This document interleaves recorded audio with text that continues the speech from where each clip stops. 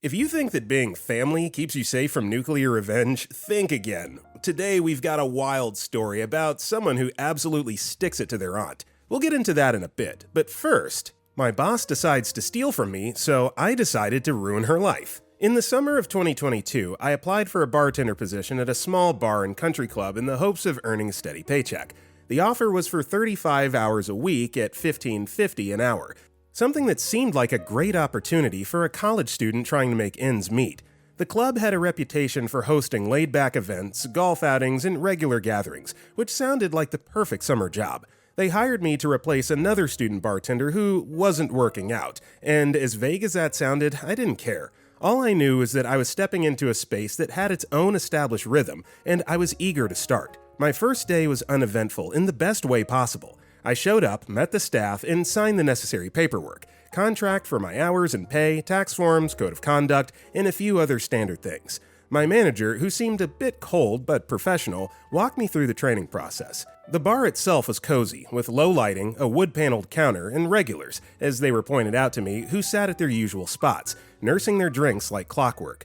I spent most of the day learning how to mix drinks, use the register, and handle the few regulars who wandered up for an early evening cocktail. Everything went smoothly, and I walked out of there with about 8 hours under my belt for the day. I figured it was a good start. The first week overall was fairly uneventful. I didn't quite hit the promised 35 hours, but I chalked that up to being a last-minute replacement. The schedule had already been set before I came in, so I figured I'd catch up on my hours soon. My training continued as I learned more about the daily operations and what was expected of me. My manager was a bit of a tough cookie, her tone sharp at times, but nothing I couldn't handle. She was the kind of manager who expected things done quickly, but was approachable when needed. I began to realize that her harsh demeanor was more about getting the job done rather than being mean-spirited. Despite her no-nonsense attitude, we didn't have any major issues. Yet. By the second week, I started to notice something that left a small, nagging feeling in the back of my mind. My hours were still less than the 35 a week that had been promised. I wasn't hitting the target number, and though I kept telling myself it was just a matter of time before the schedule sorted itself out, I was a bit disturbed. The shifts I was getting felt short, and by the end of the week, I had only worked about 16 to 18 hours. Still, I didn't bring it up. I thought maybe it was just part of the process, and maybe they were testing me to see how I handled being behind the bar solo. But by the third week of May, the frustration was growing. I couldn't help brushing it off anymore. I decided to confront my manager about it, and nervously approached her with a simple question: when could I expect to start getting my full 35 hours? I had signed on for this job based on that promise, and yet the hours were consistently lower than I'd been told. She was quiet for a moment, and then gave me the answer I had been dreading. She couldn't increase my hours right now. The best she could offer was that when the other bartender went on maternity leave in July, I would take over all of her shifts. I felt a sinking feeling in my stomach as I realized that my hours, for now, weren't going to be what I had anticipated. But reluctantly, I agreed to wait. July seemed far off, but I didn't want to make waves just yet. July finally comes, and with it, two important moments that turn things around. First, I'm called into a meeting with my manager and the president of the country club. I sit down, and before I can even say much, they launch into what can only be described as a half-hearted attempt to smooth things over, or so I thought at first.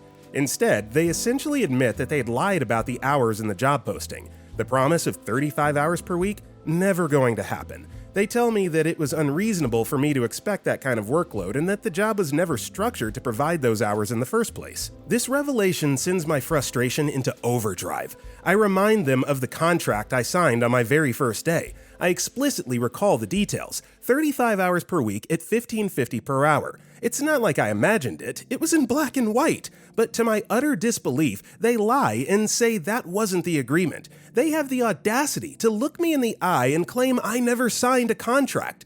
The sheer nerve of their bald-faced lie leaves me momentarily stunned. However, I regain my composure and calmly ask them to send me that statement in writing for my records. As you might have guessed, they didn't follow through.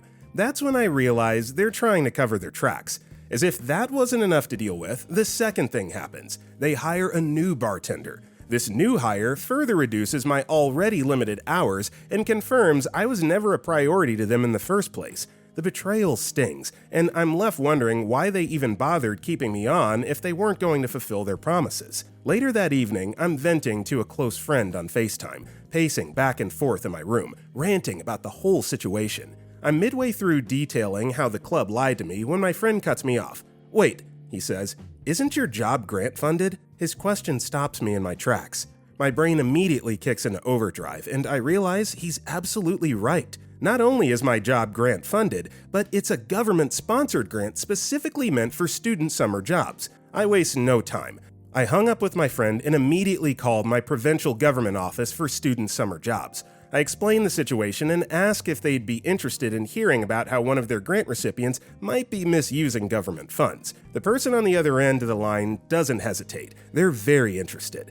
They ask me for all kinds of details, like who handles the bookkeeping, my manager, who oversees hiring and firing, my manager again, and who has access to payroll and bank accounts, just my manager. It turns out the country club has been receiving this grant for over a decade, always as a lump sum.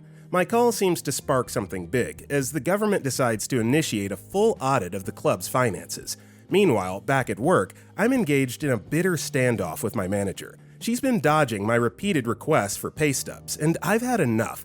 After weeks of persistence, she finally hands over half of them, clearly hoping to shut me up.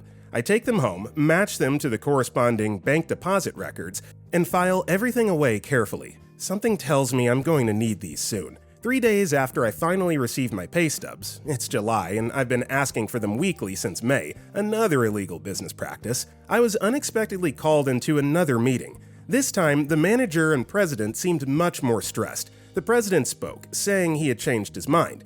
I would now be paid for the 35 hours they owed me. However, most of that payment would have to be made after my contract ended. A contract that's supposed to expire in August, but according to them, may or may not actually exist. They also said the extra money they would pay me in July and August would be considered banked time to be paid off during the off-season, with no plan to track it and no precedent for anyone ever doing this. I'm not stupid, so I replied, "That sounds fair, I guess," but made sure not to sign anything before leaving. As I was walking out, they added, "Oh, by the way, we need your pay stubs back. We forgot to make copies, so just bring them in during your next shift." I left and immediately called the provincial government to report everything. The woman on the phone sounded relieved and said, "I'm so glad to hear from you again. We haven't been able to get a hold of your manager since she first promised to send us your pay stubs. Would you be able to provide them to us instead?" It turns out the meeting I had just attended was prompted by the government contacting the club for records of my employment and proof that I'd been paid properly.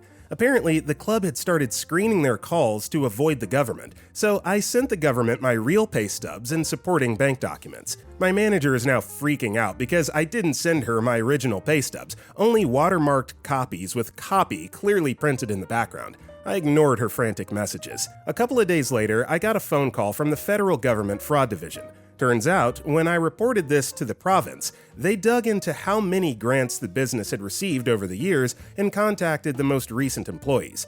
5 other people reported similar treatment, not getting the hours they were promised, no pay stubs, and barely making enough money to get by. Over the course of at least 5 years, the manager had been pocketing around $5,000 each summer, adding up to tens of thousands of dollars. And apparently, stealing from the government while relying on unemployment for half the year is a terrible life choice. At this point, I was just trying to finish the last 2 weeks of my contract. My manager knew I was the one who reported her, and now she was under investigation because of it. One morning, while I was working, she came in and saw me sitting on a stool at a bar. It was 7 a.m. and we were alone. She completely lost it, screaming at me about how lazy and nosy I was. Then she called me a fat ass and told me that I would be coming in the next day to work a 12-hour shift cleaning all the bathrooms and locker rooms. By now, I had already started another job and wasn't in the mood to take her abuse. I was about to respond when my grandfather and his friends walked in.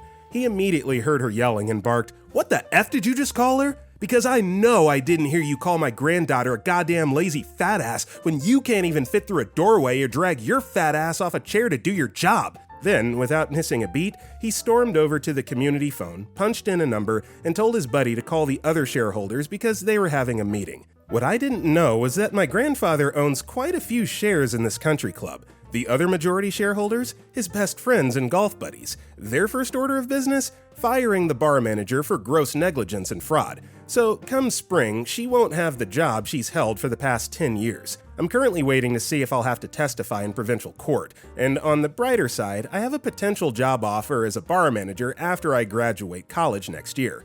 As for the club, it's probably blacklisted from every student grant program now. Most students in my town have either heard about what happened or experienced similar treatment there. Honestly, I don't know how they're going to find anyone willing to work for them anymore. The thing is, I wouldn't have done any of this if the manager had just been decent to me. If she had been even a little nice, given me just 20 hours a week and treated me fairly, I wouldn't have reported anything. Instead, she forbade me from getting a second job, scheduled me with erratic, unworkable hours, and criticized my every move. Last I heard, her husband left her, took their adopted granddaughter with him, and now she's living with her sister. I mean, if that's not a satisfying conclusion as someone who only deserves the worst things in life, I don't know what is. You know, sometimes we read these stories and the quote-unquote bad guy wins, OP ends up, getting railroaded, ran over, but, this is a good one. On top of being just a fraudulent scumbag, I mean, she just seems like a despicable human being, so just desserts. Tastes pretty good. Also, hi, my name is Brendan, and if you guys enjoy these Nuclear Revenge videos, it would be so awesome if you dropped a like or a comment if you're listening to our podcast. That being said, our next story is... It took years to avenge my mom, but delayed revenge is the best. I was an only child, born to two incredibly loving parents who doted on me as if I were the most precious thing in the world. Mom's pregnancy had been a long, grueling ordeal. From the moment she knew she was expecting me, it seemed like her body was at war with itself. Morning sickness that lasted all day, unrelenting fatigue, and countless complications had made those 9 months an uphill battle. Things didn't get easier during labor. It was a nightmare. I've heard stories of long deliveries, but Mom's bordered on life-threatening. The doctors had warned them both. Trying for another baby could kill her. Dad didn't hesitate for a second. He made the difficult choice to get a vasectomy. He used to joke that it was the easiest decision he ever made. "What's one more trip to the doctor if it means keeping your mom safe?" he'd say, ruffling my hair as he chuckled. But for me, it meant no siblings. I often felt a pang of loneliness when I saw my friends squabbling with their brothers and sisters. I'd sit quietly and wonder what it would be like to have someone to share my childhood with. Still, my parents did everything they could to make sure I never felt like I was missing out. My childhood was full of laughter, warm hugs, and the kind of love that made everything feel right in the world. That sense of security lasted until I was a young adult, right in the middle of college. Life, as I knew it, crumbled when Mom was diagnosed with stage 4 ESOC, high-grade serious ovarian cancer. The words felt like a punch to the gut. I knew it was the most aggressive form of ovarian cancer, and it wasn't the first time it had struck our family. Mom's older sister and our grandmother had both succumbed to it years ago. Deep down, we all knew the odds weren't in her favor. Still, Mom fought harder than anyone I've ever known. She endured round after round of chemotherapy, always with a brave face, as if she could somehow will herself to survive through sheer determination. But while she was fighting for her life, Dad was... I don't know what he was thinking. To this day, I can't make sense of it. He started an affair with a coworker, a woman barely older than me. It's surreal to think about now, how seamlessly coworker wormed her way into our lives. She didn't just appear at the edges, she was everywhere. She ran errands, cooked meals, cleaned up the house, even helped me study for my exams. She was by Mom's side during her chemo sessions when neither Dad nor I could be there. Looking back, I can't believe I didn't see it. I had no clue, none. I thought she was just being kind, helping out a family in crisis. Mom, though, she saw everything. One day at the hospice, she got quiet as we played Chutes and Ladders. Then she said something that changed everything. "You do know your dad isn't planning to reverse his vasectomy, right?" I blinked at her in confusion, unsure of what she was getting at. "Yeah, I know," I replied cautiously. "Why?" Mom's eyes, usually so warm and full of life despite the pain she was in, seemed to hold something deeper, something that didn't sit right with me. She met my gaze steadily and said, "I think you'd best keep it in mind." Her tone was calm, almost resigned. It wasn't the cryptic message itself that unnerved me, but the way she said it, like she was telling me something important but didn't want to explain further. I wanted to press her, but she turned back to our game, moving her piece up a ladder. It felt like the conversation had ended, so I let it go. When I got up to leave later that night, I kissed her on the forehead, like I always did. She held my hand for a moment longer than usual and smiled softly. "You'll be fine on your own," she said. Her words tugged at something inside me, but I chalked it up to her trying to reassure me. She died that night. I'm convinced she knew. Maybe it was a feeling. Maybe something in her body told her the fight was over, but she didn't want me to be scared. I think her last words to me were her way of saying goodbye without actually saying it. After Mom's death, a coworker was there, ever the dependable friend. She helped plan the funeral, handled the logistics that neither Dad nor I had the energy to deal with, and made sure we had meals when neither of us could think about eating. She even tidied the house and made sure things stayed in order. I appreciated her help, or at least I thought I did. But then little changes started happening, subtle ones. A pair of shoes by the door that weren't mine or Dad's, a toothbrush in the bathroom that I didn't recognize, a jacket hanging on the coat rack that definitely didn't belong to us. Slowly, almost imperceptibly, coworker moved her things in. It was like putting a frog in a pot of water and turning up the heat ever so slightly. By the time I noticed, it was already too late. Within a year, she wasn't just a guest in our home, she was part of our lives. I couldn't pinpoint the exact moment when my superstition turned into certainty, but something made me dig. And what I found gutted me. The affair hadn't started after Mom's death. It had begun right after her diagnosis. I was disgusted, furious. Grief welled up inside me all over again, but this time it wasn't just for Mom. It was for the betrayal she must have felt. My hands shook as I pulled out my phone, ready to confront Dad and coworker, but then something stopped me. I remembered a casual conversation with coworker from months before, when she mentioned that she wished to have children with her fiancé, the fiancé she clearly didn't have anymore. And then I realized something else. Mom had known. She trusted me to expose the truth when I was ready, but I didn't want to just expose it. I wanted to twist the knife. That's when I decided I'd play the long game. It was risky. There was no guarantee it would work, but I was willing to take that chance. I kept my mouth shut, biding my time. I watched as Dad and coworker courted openly, the two of them basking in the freedom of their relationship now that Mom was gone. 3 years later, they announced their engagement. When they told me, I squealed with delight, acting every bit the supportive daughter. I played my part so well that they asked me to make a toast at their wedding. Standing there, raising my glass with a bright smile plastered across my face, I spoke words of love and best wishes that tasted like ash on my tongue. Behind the scenes, I worked carefully, subtly sabotaging coworkers' dreams without her knowledge. When Dad's urologist sent follow-up test results, I made sure they were tucked away where Dad could see them, but coworker wouldn't stumble across them. Every moment was agony. Inside, I was screaming, seething with rage over the betrayal they had inflicted on my mom during her hardest battle. Several times, I almost cracked, almost let slip the ugly truth of what they'd done. But each time, I swallowed the words, reminding myself that patience would bring its own rewards. Years passed. I got married to my amazing husband and had kids. Dad and coworker loved playing the role of doting grandparents, but I saw the quiet pain in her eyes. She wanted children of her own and had resigned herself to an empty nest. Finally, the day came.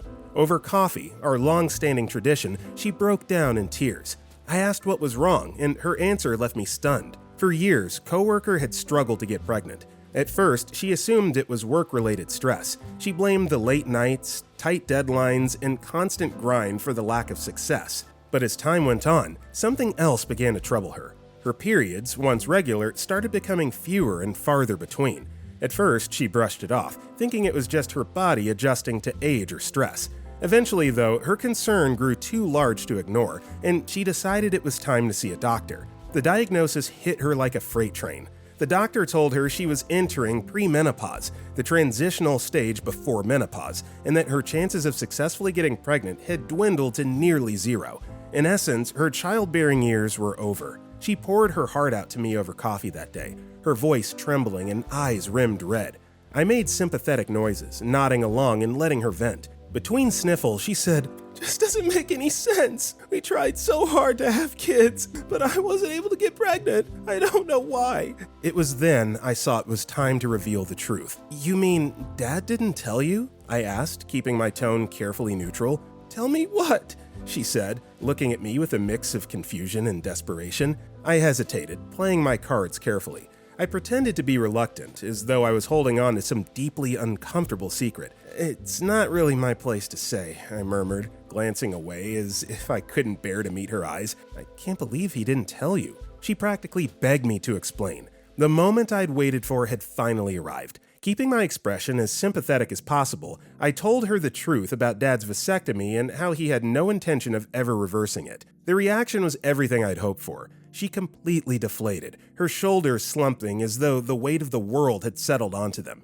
Her head bowed and she sobbed into her hands, the anguish pouring out of her. Inside, I wanted to celebrate. I wanted to scream, "That's what you get!" But I couldn't. That would make me look like the villain. Instead, I wrapped my arms around her, rubbing her back and murmuring words of comfort. "I can't believe he did this to you," I said softly.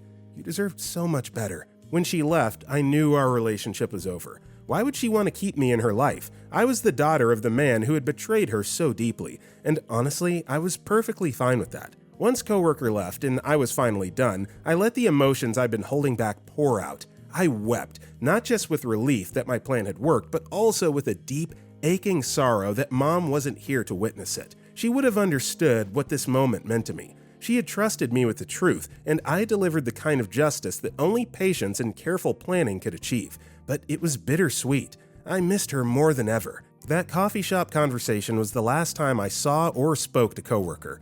A few weeks later, Dad called me, his voice filled with rage. Coworker had packed her bags, left him, and served him with divorce papers. She had finally unleashed all her anger, accusing him of wasting her time and stealing her chance at motherhood. She was furious that he had kept the vasectomy a secret, knowing full well she wanted children, and that he had cowardly left it to me to tell her the truth. "How could you do that to us?" Dad shouted over the phone. "We loved you!" I stayed calm, but my tone turned icy as I replied, "You and Mom did a good job teaching me how to keep secrets." Without another word, I hung up. That was the last time I spoke to him. Word traveled fast in our small community. I later heard that he and coworker were officially divorced and that most people had turned their backs on him. Do I feel guilty? Sometimes. What I did wasn't kind. It was cruel. I could have spared coworker years of heartbreak, but then again, it's hard to feel compassion for someone who integrated herself into my dying mother's life while sleeping with her husband. So I had a little bit of empathy, just a smidgen, for Dad until that last page of dialogue where he tells OP, like, "We loved you," past tense, like implying, like, I don't love you anymore because you popped the bubble on a secret that I had been keeping from my wife. I don't know, this is just kind of a mess all around. There's really no hero or villain of the story, but, good revenge story nonetheless, I suppose. Our next story is, revenge is the best medicine for jerks like Aunt Lana. I'm petitioning that this be the other part of the phrase, laughter is the best medicine. Let the phrase be, laughter is the best medicine for you, revenge is the best for jerks. This is a classic case of bad blood between family, but I guess I should no longer call someone like Aunt Lana family. I, 23-year-old male, am the first of 2 children my parents had. My sister, Emily, turned 18 6 months ago, and she's the reason I'm telling this story. My parents were not the richest in the world, but we never lacked anything as children. As far as I can remember, there was never a time when our parents said no to us because they couldn't afford to grant our requests. Even though Emily and I were 5 years apart, we're closer than most siblings with that age gap. Maybe because it was just the 2 of us, but the way we are, you'd think we were twins. That didn't stop me from being super protective of her. Right from the time she was born, I knew I couldn't have asked for a better sibling. So our family was a happy one, and we knew it. Our house was the place where everyone came to hang out on Saturdays. That included my father's younger sister, Lana. From my limited knowledge as a child, she had gotten married 2 years before my dad, and her first son, Brandon, was older than me by 3 years. Even though my dad and his sister were close, Brandon and I never got along because he was a bully. He didn't understand why I wanted to read books and build Legos when he wanted to play with lightsabers and try out his punches on me. He was a mean kid, and his mother just chucked it up to him being a boy, saying that's how boys behave. Like I was string cheese or something. Also, being observant helped me realize that Aunt Lana wasn't doing as well as she looked. She always seemed to wear the latest and trendiest things, but always asking my dad for help with rent. Her husband was never really around, and when he was, she would complain to my dad about how he's not making enough money to fund her lifestyle.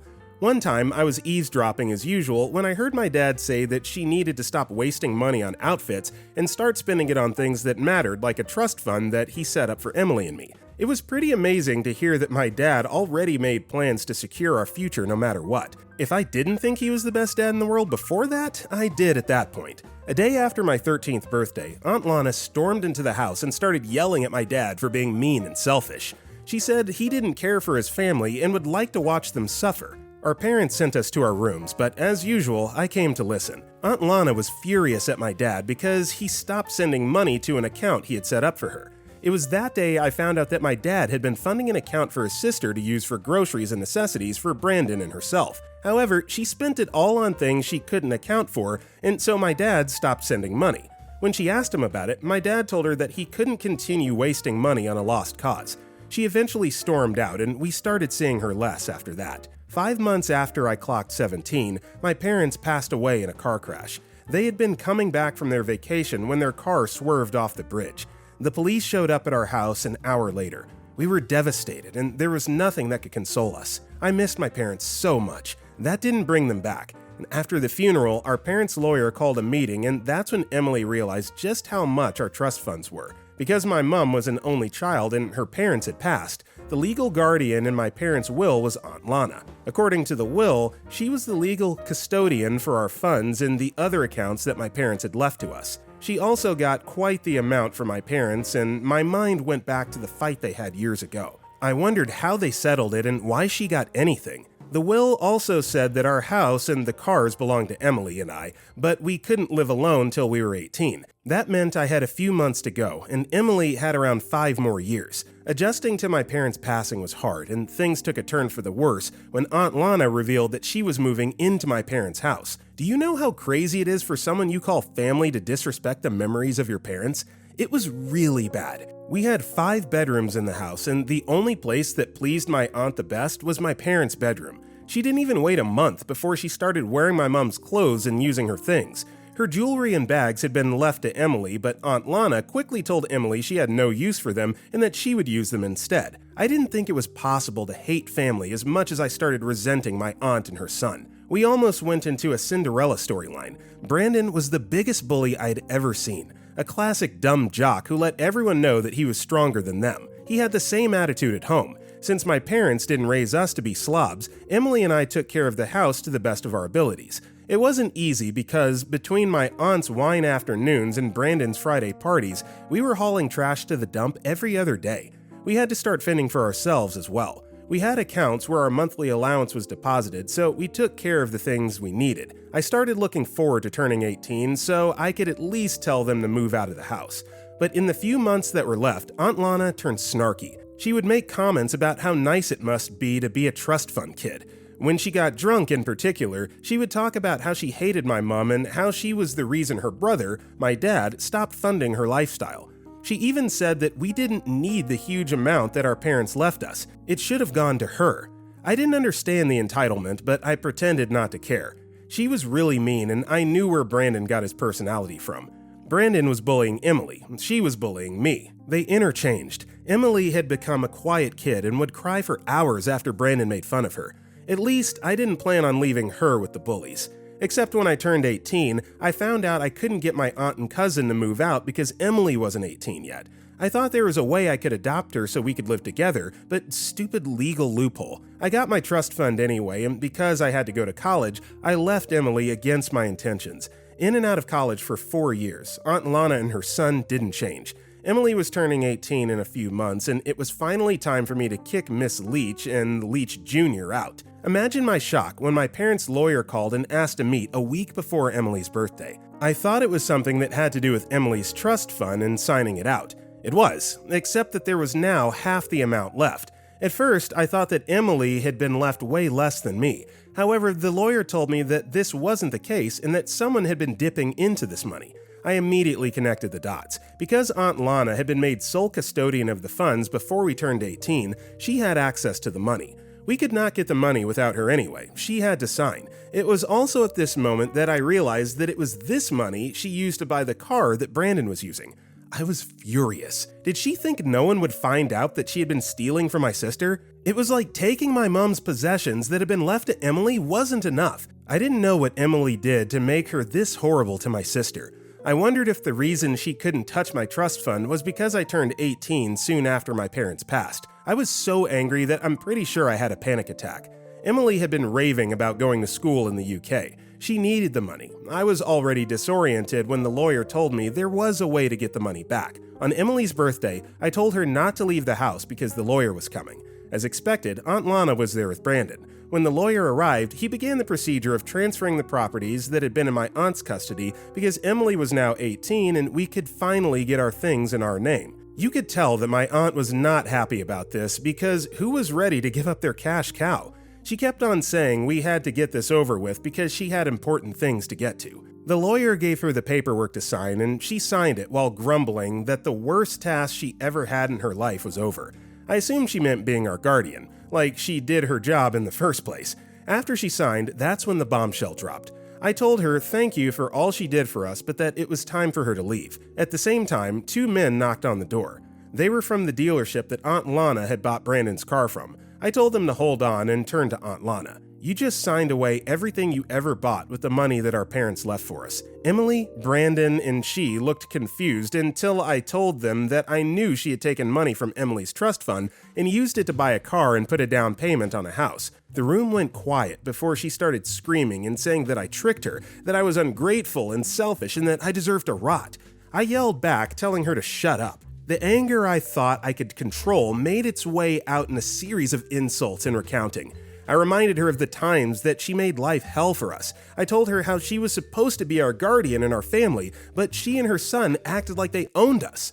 On top of that, she stole from us. I told her that she was going to leave our house, give the keys to the men from the dealership, and get a refund for the house. She said she wasn't going to, and I told her that she should be lucky that she hadn't been arrested for committing fraud and robbery. Brandon was also there fuming, but I didn't care. The men from the dealership got the keys after I wrestled them from Brandon. By the end of the week, the 2 of them had moved out. I made sure everything that Aunt Lana cheated us out of was accounted for. The ones that she couldn't recover, I made sure they were added to her bills. After the car was sold and the down payment on the house was refunded, we had about $30,000 left to go. It's been 6 months since then, and there's about $1,500 left. Aunt Lana has told anyone who can hear that we're the worst people on earth. Again, I don't care. The fact that she tried to ruin my sister's future gave me the liberty to do her one over. I feel like it should hurt that the only person I consider my family now is my sister, but with jerks like Aunt Lana and Brandon, I'm fine with that. Wow, this was a doozy. Money corrupts people, man. It's crazy to think that people are willing to turn on their own family over, a few $1,000. That's just an absolutely wild concept to me. And let's be honest, when has something like this ever ended well for the party in question that's taking money that doesn't belong to them? Anyway, that's all I got. And with that being said, that is all the time we have for today, guys. If you enjoyed today's video, don't forget to give a like and a comment below. And if you want to check out any of our other videos, click the video on the right. With that being said, see you all next time.